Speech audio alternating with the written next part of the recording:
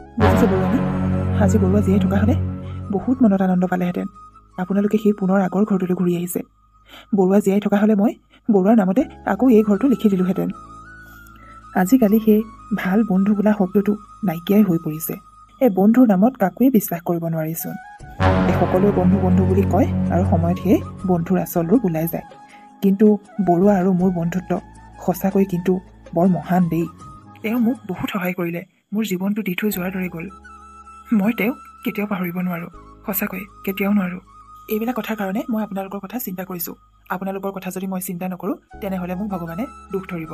আৰু আপোনালোকৰ সেই সকলোবিলাক প্ৰব্লেম বুজি বাজি এই ভাড়া ঘৰত থকাতকৈ আমাৰ ঘৰতে থাকক বুলি ভাবি মই ইয়াতে ৰখাৰ ব্যৱস্থা কৰিছোঁ। আপোনালোকে মনত বেয়া পাব নালাগে আৰু বেলেগ বেয়াকৈ ভাবিব নালাগে। এইখন আপোনালোকৰে ঘৰ বুলি ভাবি ল'ব, বেলেগ বুলি ভাবি ল'ব নালাগে। আপুনি আমাৰ কাৰণে বহুত কৰিছে। আপোনাৰ সহায় মই পাহৰিব নোৱাৰিম। সঁচাকৈ কিবা এটা মনটো বেয়া লাগি গৈছে। এই ঘৰটোতে আমি প্ৰায় 20-25 বছৰ থাকিছিলোঁ আৰু পৰিস্থিতিত পৰি শেষত এই ঘৰটো আপোনাক বিক্ৰী কৰিবলগীয়া হ'ল। সেই সময়ত ইমানেই পইচাৰ নাটনি হৈছিল যে এই ঘৰটোৰ বিকাৰ বাহিৰে আমাৰ হাতত আৰু একো উপায় নাছিলে। কাৰণ মা দেউতাক বচোৱাটো আমাৰ প্ৰধান কৰ্তব্য আছিলে। মানুহজনৰ কাৰণে মাক দেউতাক ভগৱান স্বৰূপ আছিলে। সেইকাৰণে সকলো বিক্ৰী কৰি হ'লেও মা দেউতাক বচাবৰ কাৰণে উঠি পৰি লাগিছিল। কিন্তু কি কৰিব, ইমানখিনি কৰিও মা দেউতাক বচাব নোৱাৰিলে। এটা কথা কওঁনে, ইয়াত থকাৰ কাৰণে ওচৰ চুবুৰীয়া মানুহবিলাকে বাৰু কিবা ক'ব নেকি? নাই নাই, কোনে কি ক'ব, এইবিলাক আমাৰ ব্যক্তিগত কথা। সঁচাকৈ মানুহজনলৈ মোৰ বৰকৈ মনত পৰে। আৰু কি জানেনে, তেওঁৰ মৃত্যুটো বৰ আচৰিত লাগে। কেতিয়াবা কেতিয়াবা অনুভৱ হয় তেওঁৰ মৃত্যুৰ লগত কিবা এটা ডাঙৰ ৰহস্য জড়িত হৈ আছে। নাই নাই নাই, আপুনি এইবিলাক এনেই ভাবিছে, একো ৰহস্য নাই। মইতো তাক কৈয়ে আছিলোঁ তই সেই গৰম বস্তুবিলাক নাখাবি বুলি। মই তাক বাৰে বাৰে সকীয়াই আছিলোঁ, কিন্তু সি মোৰ কথা নুশুনিলে। আজিও সেই দিনটোৰ কথা মোৰ মনত আছে। আজি প্ৰায় 1.5 বছৰে হ'বহি হ'ল, কিন্তু মই সেই দিনটোৰ কথা পাহৰিবই পৰা নাই। আৰু মোক নোকোৱাকৈ মনে মনে সেই ছাগলী মাংস খাই দিলে আৰু লগত কিবা কিবি খালে হ'বলা। সেইকাৰণে তাৰ প্ৰেছাৰটোৱে অকণমান দিগদাৰী কৰিলে। তাকেহে, আগতেচোন প্ৰেছাৰৰ কোনো প্ৰব্লেমেই নাছিলে। আজিকালি বেমাৰহে ধৰিবই নোৱাৰি, কেতিয়ানো কি হয় গমেই পোৱা নাযায়। বাৰু সেইবিলাক কথা বাদ দিয়ক এতিয়া। পিছে ল'ৰাটো কেনি গ'ল? সি বজাৰৰ ফালে ওলাই গৈছে কিবা কিবি কেইটামান কিনিবলৈ। সিনো আকৌ বজাৰলৈ কিয় যাব লাগে? কিয় পইচা পাতি খৰচ কৰি বস্তু কিনিব লাগে? সকলোবোৰচোন ঘৰতেই আছে, মোক কোৱা হ'লে হয়। নাই নাই নাই, ল'ৰা মানুহৰ মন যে, সেইকাৰণে কিবা কিবি এটা বজাৰ কৰিবলৈ গৈছে। আজিকালি সি বৰকৈ মন মাৰি থাকিবলৈ লৈছে। মোৰ তাক লৈহে বৰ চিন্তা হৈছে। চিন্তা কৰিব নালাগে, মই আছোঁ নহয়। তাকেহে, কেতিয়াবা কেতিয়াবা মানুহজনলৈ মোৰ খং উঠে। ইমানখিনি মাটি সম্পত্তি আৰু এটা ইমান ডাঙৰ কোম্পানী থকাৰ পিছতো মানুহজনে কোনো এটা বস্তু ধৰি ৰাখিব নোৱাৰিলে। সকলোবিলাক পৰিস্থিতিত পৰি বিক্ৰী কৰি দিব লগা হ'ল। কিন্তু আজিলৈকে কি পৰিস্থিতিত কিয় এইবিলাক বস্তু বিক্ৰী কৰিবলগীয়া হ'ল সেইখিনি কথা মোক খোলাকৈ নক'লে। সেই সকলোবোৰ মোৰ কাৰণে হাতৰ হৈ ৰ'ল।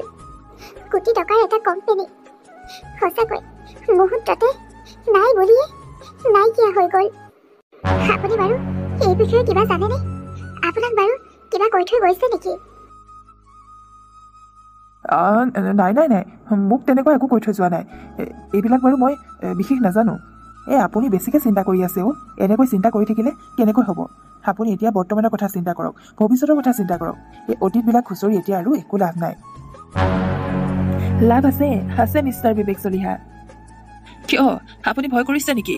অতীতৰ কথা খুচৰিলে ধৰা পৰি যাব বুলি? ৰাজা বেটা, তুমি আকৌ এইবিলাক কি কথা কৈছা? বাবা, তই এনেকৈ কিয় কৈছ?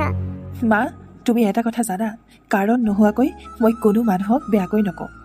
আৰু সেইবিলাকৰ কাৰণবিলাক শুনিলে মা তুমি সহ্য কৰিব পাৰিবানে? কোৱা, পাৰিবা সহ্য কৰিব?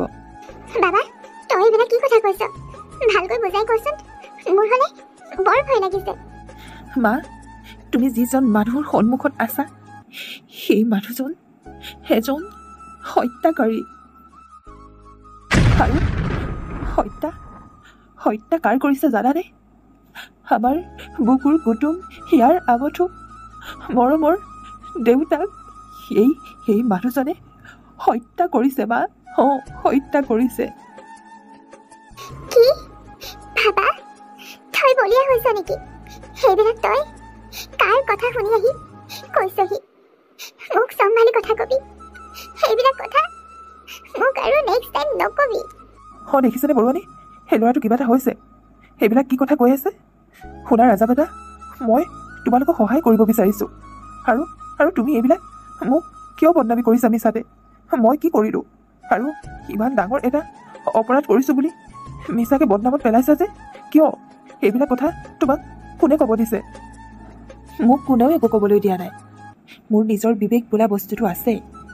আৰু আপুনি কি ভাবিছে এনেকৈ মিছা মাতি মাতি লোকক ঠগি ঠগি এনেকৈ আপুনি সুখেৰে জীয়াই থাকিব পাৰিম বুলি ভাবিছে নেকি? আৰু আপুনি কি ধৰা নপৰিব বুলি ভাবিছে? ভুল ভাবিছে মিষ্টাৰ বিবেক চলিহা। আপোনাৰ সকলোখিনি কুকৰ্ম ধৰা পৰিছে। বাবা, তই এইবিলাক কি কৈ আছ? কোৱাচোন, সঁচাকৈ তই কোৱা কথাবিলাক সঁচা নেকি? মা, তুমি কাক বিশ্বাস কৰিবা?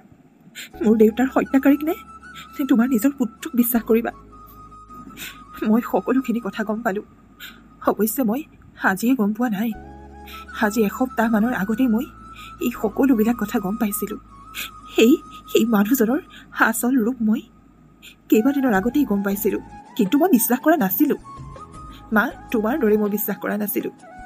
কিন্তু যেতিয়া নেকি মই দেউতাৰ ডায়েৰীখন পাওঁ, তেতিয়া সকলোবিলাক যে সঁচা মই বিশ্বাস কৰিবলৈ বাধ্য হওঁ। সেই মানুহজনে খোৱা বস্তুত বিষ দি মোৰ দেউতাক হত্যা কৰিছে। আৰু যিমানখিনি আমাৰ মাটি সম্পত্তি আছিলে, সেই মানুহজনে দেউতাৰ পৰা আত্মসাৎ কৰি লৈছে। বিভিন্ন ভয় ভাবুকি দেখুৱাই দেউতাৰ পৰা সকলোবিলাক মাটি সম্পত্তিৰ কাঢ়ি লৈছে। আৰু বাকী থাকিল কোম্পেনীটো দেউতাই নিদিয়াৰ বাবে, দেউতাই চাইন নকৰাৰ কাৰণেই সেই মানুহজনে দেউতাক হত্যা কৰিলে। কিন্তু এই পাষণ্ডটোৱে সেইটো সময়ত জনা নাছিল যে কোম্পেনীটো মোৰ নামত আছিল বুলি। আৰু পিছত লাহে লাহে গম পালে যে কোম্পেনীটো মোৰ নামত আছে বুলি। আৰু চলে বলে কৌশলে সেই কোম্পেনীটো নিজৰ নামত কৰি লোৱাৰ মানসেৰে আমাৰ দুটাক এইখন ঘৰলৈ লৈ আহিছে। আৰু মই তেতিয়াই জানিছিলোঁ যে দেউতাৰ মৃত্যুটো স্বাভাৱিক মৃত্যু নহয়, এটা অস্বাভাৱিক মৃত্যু।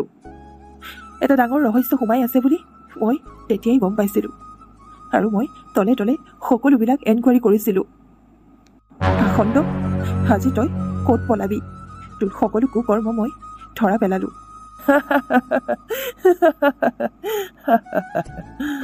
আৰে বেটা, তুমি সৰু হৈয়ে আছা এতিয়াও মানে চোৰ পুলিচ খেলিছোঁ বুলিয়েই ভাবি আছা। অঁ, মই কৰিছোঁ। মই তোৰ দেউতাৰক হত্যা কৰিছোঁ। কি কৰিবি? কি কৰ? একো কৰিব নোৱাৰ। অতদিনে মোক কোনেও একো কৰিব নোৱাৰিলে, আৰু তই মোক কিবা কৰিব পাৰিবি? হাঁহি উঠা কথা। কি সঁচাকৈ আপুনি মোৰ বাচ্চাজনক হত্যা কৰিছে? কেনেকৈ হ'ব পাৰে? আপোনাক কম সহায় কৰিছিল নে মানুহজনে? ইমান বিশ্বাস কৰিছিল। আপোনাৰ লগতে একেখন কাঁহীতে একেলগে ভাত খাইছিল, দুইজন একেলগে ডাঙৰ হৈছিল। আপুনি কেনেকৈ পাৰিলে সেই মানুহজনক হত্যা কৰিব? নিজৰ স্বাৰ্থৰ কাৰণে, টকা পইচাৰ কাৰণে আপুনি আপোনাৰ নিজৰ বন্ধুজনক হত্যা কৰিলে। সঁচাকৈ আপুনি মানুহ নহয়। সেইবিলাক কথা কৰি মোৰ আগত লাভ নাই। যেতিয়া নেকি মই ধৰা পৰিলোৱেই, গতিকে আৰু আপোনালোকলৈ মোৰ মিছা মৰম দেখুৱাই একো লাভ নাই। বহুত অভিনয় কৰিলোঁ। অভিনয় কৰি মই ভাগৰি পৰিছোঁগৈ। আৰু এতিয়া ক, তই সেই কোম্পেনীটো মোৰ নামত কৰি দিবিনে নাই? যদি তই সেই কোম্পেনীটো মোৰ নামত কৰি নিদিয়, তেতিয়াহ'লে তোৰ বাপেৰৰ যি গতি কৰিলোঁ, তোৰ আৰু তোৰ মাৰকো সেই একেই গতি কৰিম। বন্ধুৰ নামত কলংক। অলপ আগতে বন্ধুক লৈ বৰ ডাঙৰ লেকচাৰ দি আছিলি, আৰু এতিয়া নিজৰ ওপৰতে নিজকে ঘৃণা বুজিছে তোৰ দৰে এটা মানুহক বিশ্বাস কৰি। সেইবিলাক লেকচাৰ শুনি লাভ নাই। সেইবিলাক লেকচাৰ মোৰ মাথা ওপৰেদি উৰি যায়। ভালে এই এদিনৰ ভিতৰতে সেই কোম্পেনীটো মোৰ নামত কৰি দে, নহ'লে কিন্তু তহঁতৰ অৱস্থা বহুত বিপদজনক হ'ব। আৰে ধৈৰ্য ধৰক আংকুল, ধৈৰ্য ধৰক। আপোনাৰো কিন্তু বিপদ সমাগত। মোক আপুনি কি বুলি ভাবিছে? মোক ইমান সাধাৰণ বুলি নাভাবিব। আপুনি আপোনাৰ কৰ্মৰ শাস্তি পাবই লাগিব, আৰু সেই কৰ্মৰ শাস্তি ইয়াত নহয়, আপুনি জেলত গৈ সেই কৰ্মৰ শাস্তি ভোগ কৰিব লাগিব। ভয় দেখুৱাইছা নেকি জেলৰ ভাত খুৱাম বুলি? ভয় দেখুওৱা নাই। সেই সকলোবিলাক মোৰ মোবাইলৰ কেমেৰাত ভিডিঅ' হৈ আছে, আৰু তাৰ উপৰিও আপোনাৰ কাৰণে কিন্তু মানুহ ৰেডি হৈ আছে আপোনাক ৰঙাঘৰলৈ নিবলৈ। কি? এইবিলাক তুমি কি কথা কৈছা? এতিয়াই ভিডিঅ' ডিলিট কৰা। ডিলিট কৰিবলৈ কৈছোঁ নহয়, ডিলিট কৰা। কিয় কিয় ভয় খাইছে? আপোনাকতো মই একো কৰিব নোৱাৰোঁ বুলি কৈছিলে।